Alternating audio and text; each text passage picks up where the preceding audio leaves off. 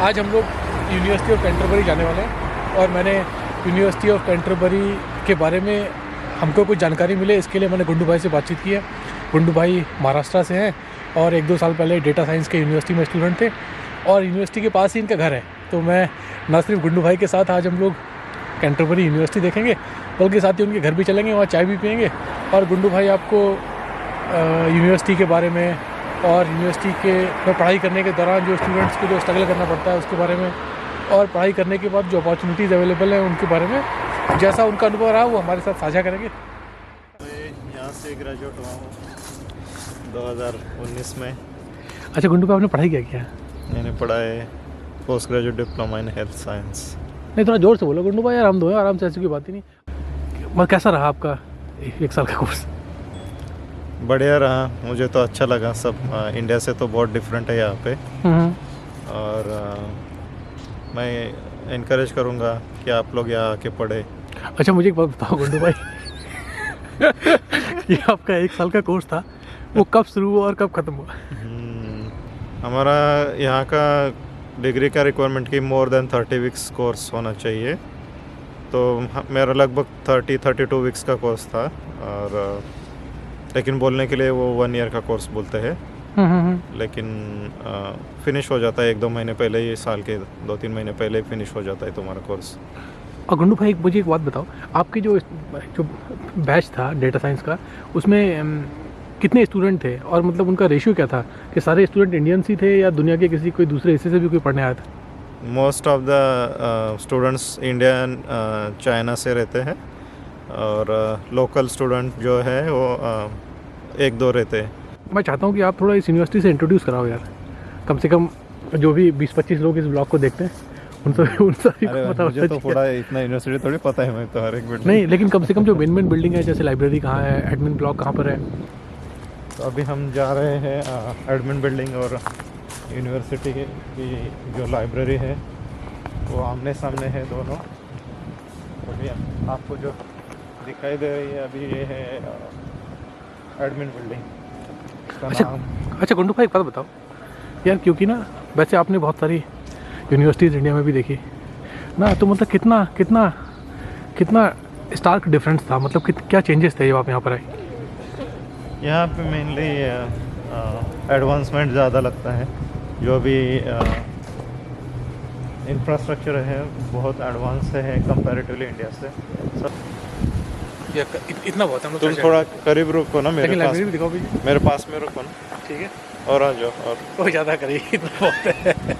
अरे तो समझेंगे साला ये है दोनों। नहीं, दिखना तो चाहिए यूनिवर्सिटी। रिकॉर्डिंग चलिए, चलो ठीक है, बातचीत करते हैं। फिर मैं तुम्हारा ही ले लेता हूँ। सुनो गुंडू भाई, मैं बस इस लाइब्रेरी के बारे में बोलना चाहता हूँ कि मेरे ख्याल से ये यूनिवर्सिटी का सबसे बेहतरीन जगह है। वो इसलिए क्योंकि यार जैसे मतलब आप स्टूडेंट हैं, यहाँ कुछ काम कर रहे हैं, तो जो भी पब्लिश्ड वर्क है, चाहे वो इस प्लैनेट पर कहीं भी पब्लिश हो, वो इस लाइब्रेरी के थ्रू आप एक्सेस कर सकते हैं ना। जैसे इंडिया में क्या होता है, हमारी जो यूनिवर्सिटीज़ हैं, लाइब्रेरीज़ हैं, उनके पास रिसोर्सेज ही नहीं है, तो इनके पास बाकी सब तो यार क्लासरूम, टीचर्स, बेंच, इंटरनेट, ये स्पोर्ट्स फैसिलिटीज़, रीडिंग रूम्स, ये तो सब जगह होती है।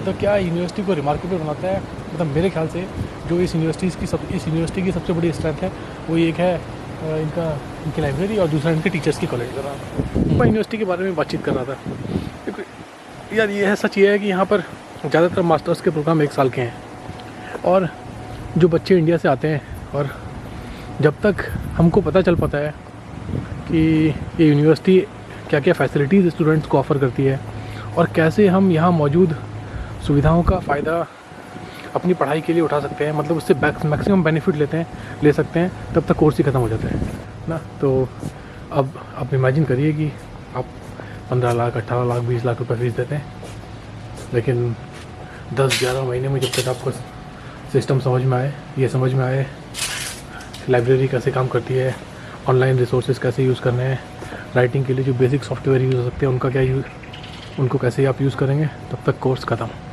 तो मैं समझने में लेट हो रहा है, तुम्हारी प्रॉब्लम है ना, यूनिवर्सिटी की थोड़ी प्रॉब्लम है। हाँ ये बात सही है, क्योंकि यार जो हमारे इंडिया का एजुकेशन है ना, करो, तुम समझो, लोगों से मिलो, बातें करो यार। जैसे जो गुंडू भाई, जो इंटरनेशनल स्टूडेंट आता है ना, जो भी आता है, उसमें उनका एक लिमिटेशन ये है कि जो हमारा एजुकेशन सिस्टम है वो हमको प्रिपेयर नहीं करता यहाँ पर यहाँ के सिस्टम को यूटिलाइज़ करने के लिए, है ना। कि जैसे लाइब्रेरी है यार, हमारे यहाँ लाइब्रेरी का मतलब क्या, बुक इशू करा ही कर गए ना। यहाँ लाइब्रेरी का मतलब ये है कि सारे डिपार्टमेंट्स का जो कॉमन स्टडीज़ है वो सारे लाइब्रेरी के सिर पे डाल दिया। तो आपको कोई सॉफ्टवेयर सीखना है, लाइब्रेरी। आपको लैंग्वेज इम्प्रोवाइज़ करनी है, लाइब्रेरी। आपको इवन की स्टैट की भी कुछ क्लासेस लाइब्रेरी में चलती हैं, जिनका कि एप्लीकेशन सब बहुत सारे सब्जेक्ट्स में है।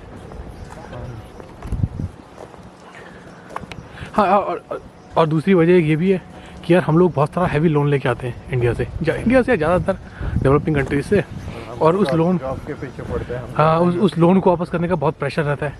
तो हम लोग आते ही जो है वो पार्ट टाइम जॉब्स के पीछे लग जाते हैं। उससे भी तो फिर मुश्किल होता है। ज़्यादा टाइम नहीं देते हैं। हाँ। अच्छा गुंडू भाई, एक बात बताओ, जैसे आप कह रहे थे ना कि यार अगर आप यहाँ जो यूनिवर्सिटीज़ में जो फैसिलिटीज़ हैं उसको अगर आप यूटिलाइज़ नहीं कर पाए तो ये आपका फ़ॉल्ट है। तो बात तो सही है यार, ये हम लोगों का फ़ॉल्ट है। लेकिन आप एक बात बताओ कि जो बच्चे यहाँ पढ़ने आते हैं वो लगभग 15 से 20 लाख रुपये लोन लेते हैं, और मंथली कॉस्ट रहने की ईजीली अगर आप बहुत सिंपली भी रहेंगे तो 60,000 तक हो सकती है ना। और तो यानी अब हम लोग जब यहाँ आते हैं तो जो बड़ा प्रेशर होता है कि लोन वापस करना है ना। तो यार अगर आप फिर आते ही जॉब ढूंढने लगेंगे, 1-2 महीने में आपको मिल जाएगा, तो उस सब से भी आप पढ़ाई को कितना टाइम दे पाएंगे, वो कॉम्प्रोमाइज़ होता है। हाँ, वो तो अपना ही प्रॉब्लम है, या क्या बोल सकते हैं। हम लोग के पास पैसा नहीं, वो भी हमारी प्रॉब्लम है। हाँ, ये बात सही है। उनकी तरफ से तो कोई दो राय नहीं है उसमें तो। लेकिन हमें भी कुछ कॉम्प्रोमाइज़ का मतलब कुछ पाने के लिए कुछ खोना पड़ता है। वैसे अभी तो पैसा भी चाहिए, सब नहीं लेकिन अगर मैं ना इस प्रॉब्लम को बहुत सेंसिबली अप्रोच करूँ तो हर प्रॉब्लम का एक सॉल्यूशन है। तो भाई इस प्रॉब्लम का सॉल्यूशन ये है कि कम से कम यहाँ आने से पहले ना आप कुछ प्रिपरेशन रिसर्च करके ना। पहली प्रिपरेशन तो ये है कि भैया यहाँ आके कोई इंग्लिश नहीं सीखता, उसको इंडिया में सीख के आओ। यहाँ कोई आपका आप मान लीजिए आपने यहाँ मास्टर्स पॉलिटिकल साइंस में, सोशोलॉजी में, लिंग्विस्टिक्स में, लिटरेचर में, सोशल साइंस के किसी सब्जेक्ट में एडमिशन ले लिया है, तो वो आपकी लैंग्वेज यहाँ इम्प्रोवाइज़ नहीं करने वाले भाई ना। वो तो अपना घर में करके आओ ना। और यहाँ लोगों को लगता है कि वो नेटिव स्पीकर के साथ बातचीत करेंगे, चलते चलते बातचीत करते हैं तो उनकी लैंग्वेज इम्प्रोवाइज़ हो जाएगी। बस जबकि सच ये है कि भाई आपको लोकल कोई आदमी बातचीत करने के लिए मिलेगा ही नहीं। वो मिलेगा वहाँ जहाँ आप जॉब करते हैं।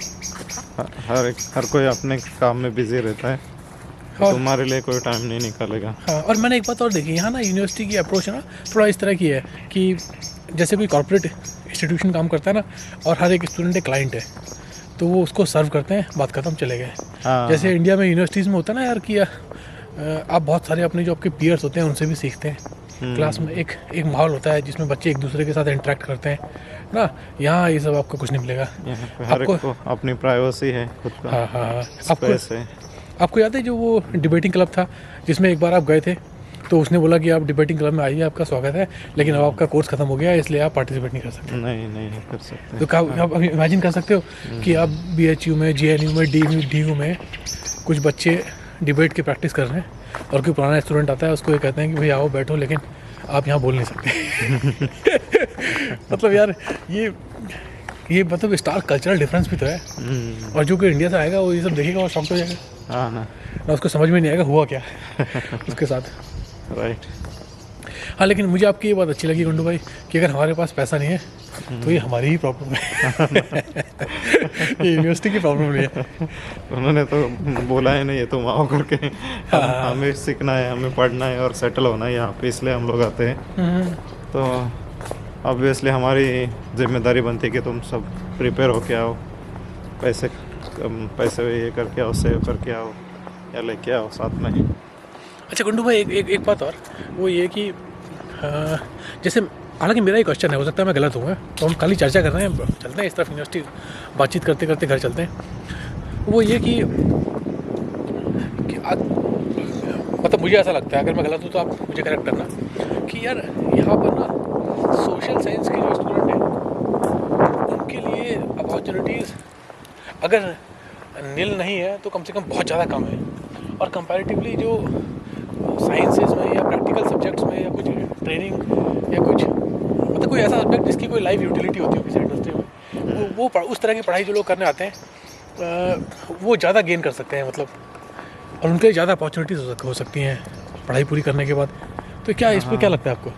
सही है, मुझे भी वही लगता है, क्योंकि यहाँ पे ना इतनी बड़ी पॉपुलेशन है ना, इतना बड़ा कंट्री है, तो यहाँ पे तो ज़्यादातर आईटी सेक्टर ही ज़्यादा स्किल्स शॉर्टेज में आता है। और हेल्थ सेक्टर थोड़ा सा, जो भी रजिस्टर्ड प्रोफेशन है हेल्थ साइंस में, जैसे कि नर्सिंग है, फिजियोथेरेपी है या डॉक्टर है, तो वो प्रोफेशंस के लिए थोड़ा सा ज़्यादा अपॉर्चुनिटीज़ है। मुझे लगता है गुंडू भाई, अगर आपको याद होगा तो मेरी और आपकी पहली मुलाकात यहीं पर हुई थी नीचे। याद है वो कुछ एंटरप्रेन्योर्स कुछ स्टूडेंट्स के साथ बातचीत करने आ रहे थे ना, और हालांकि आप तो घर चले गए थे, मैंने वो इवेंट अटेंड किया था। मैं सवाल सोचता हूँ, हाँ वो ये कि यार आप पीछे मुड़ के जब आप देखते हो 3 साल हो गए ना, तो क्या सलाह दोगे उन बच्चों को जो आने की बिल्कुल तैयारी कर रहे हैं, उनको लग रहा है बस अभी कल ही आ जाए यहाँ, कितना मज़ा आने वाला है? हाँ, मैं तो कहूँगा कि इतना डेस्परेट मत हो जाओ, क्योंकि हर जगह स्ट्रगल है। तुम न्यूजीलैंड में आ गए तो ऐसा नहीं कि पूरा केक वॉक है और तुम्हें सभी एकदम लैविश लाइफ मिल जाएगी और तुम इजीली सेटल हो जाओगे, ऐसा तो नहीं है। आप कंपैरेटिवली इंडिया से उल्टा है, यहाँ ज़्यादा कंपटीशन है, वर्ल्ड वाइड कंपटीशन है यहाँ पे। तो दुनिया के हर कोने से यहाँ पे बच्चे आते हैं और उन सबको कम्पीट करना है तुम्हें। तो यहाँ के भी लाइफ इतनी इजी नहीं है, यहाँ के भी आपको पढ़ना है थोड़ा। मैं तो कहूँगा वहाँ पे आप डिग्री लेंगे तो वहाँ पे कहीं पे जॉब करो अच्छे से पोस्ट पे, एक 4-5 साल का एक्सपीरियंस आपके पास हो जाए, और बाद में आप यहाँ मास्टर्स या पीएचडी के लिए आ सकते हैं। और उसके बाद में आपको जॉब मिलने के लिए चांसेस बढ़ते हैं अगर आपके पास एक्सपीरियंस है। तो अगर आप न्यूली ग्रेजुएट हुए हैं और फटाक से यहाँ पे आएंगे तो ये लाइफ इतनी इजी नहीं है। यहाँ पे सब एक्सपीरियंस लोगों को ही जॉब इजीली मिल जाती है। तो मैं तो कहूँगा कि आप थोड़ा वहाँ पे खुद स्टडी करो, वहाँ पे जॉब करो। अच्छा गुंडू भाई, एक बात था, आपने ना यूनिवर्सिटी की इतनी तारीफ़ करती है कि मैं चाहता हूँ यार आपसे कि आप अब ये भी बता दो कि कम से कम अगर कुछ वीकनेस आपको लगी अपने 1 साल के प्रोग्राम में, तो क्या वो वीकनेस है जो जिसको आपको लगता है कि नहीं होने, आप बदलना चाहते हो यहाँ पर? वीकनेसेस तो हर जगह होती है, यहाँ पे भी है। ये तुम्हें कोई मेंटरशिप इजीली नहीं मिल जाती, इजीली मेंटरशिप मिल जाती है तो अच्छा मेंटर नहीं मिलता। या अगर एकदम ही नया कोई आया है तो उसको सेटल होने में टाइम लग जाता है। ये नया सिटी, नया प्लेस, नया यूनिवर्सिटी। लेकिन इस बात का मतलब क्या है, आप जब आप बोल रहे हो कि मेंटरशिप नहीं मिलती, व्हाट डज इट मीन? ये आपको कोई गाइड करने वाला यहाँ पे नहीं रहता ज़्यादातर, तुम्हें रिक्वेस्ट करना पड़ता है यूनिवर्सिटी के पास गाइड, उसके बाद वो तुमको मेंटर असाइन करता है। फिर वो उसके साथ तुम्हारी कितनी इजीली अटैचमेंट होती है, वो कितना अच्छा तुमसे ये कम्युनिकेट करता है, उसके ऊपर सब डिपेंड होता है। इसी वजह से थोड़ा इनिशियल स्टेजेस में तुम्हें डिस्कम्फर्ट लगेगा, आसान नहीं लगेगा, लेकिन एक बार तुम सेटल हो जाओगे, घुल मिल जाओगे तो तुम एंजॉय करोगे। डिपेंड करता है तुम कितने फ्रेंड्स बनाते हो, कितने फ्रेंड्स बनते हैं और कैसा तुम्हें सराउंडिंग मिल जाता है। अच्छा गुंडू भाई, एक बात मुझे बताओ, ये सबके मन में होता है ये सवाल, 1 साल के कोर्स के लिए एवरेज कितने पैसे आपको जेब में और अकाउंट में चाहिए ताकि आप अपनी पढ़ाई के साथ और अपने कोर्स के साथ न्याय कर पाओ? अभी ये डिपेंड करता है कि आप कौन सा कोर्स कर रहे हो और क्या पढ़ रहे हो। तो मैंने माना ऑन एन एवरेज 15 से 20 लाख तुम्हें फ़ी लगती है 1 ईयर के कोर्स के लिए। या अगर आप मास्टर्स कर रहे हो तो 1.5 साल का रहता है। तो फीस है, इसके अलावा तुम्हारे खर्चे हैं मैं मंथली तो मैं एटलीस्ट मेरे हिसाब से कम तुम्हें 70-80 हज़ार तो लगते रहेंगे। ये गुंडू भाई का घर है और मुझे लगता है गुंडू भाई जब स्टूडेंट थे उस दौरान तो गुंडू भाई और मैं फ्लैटमेट थे, तो काफ़ी कम किराया था जहाँ हम रहते थे। उसके बाद गुंडू भाई अपनी फैमिली के साथ इस घर में शिफ्ट हो गए। गुंडू भाई, इसका रेंट कितना है इस घर का? Nearly 1 lakh per month.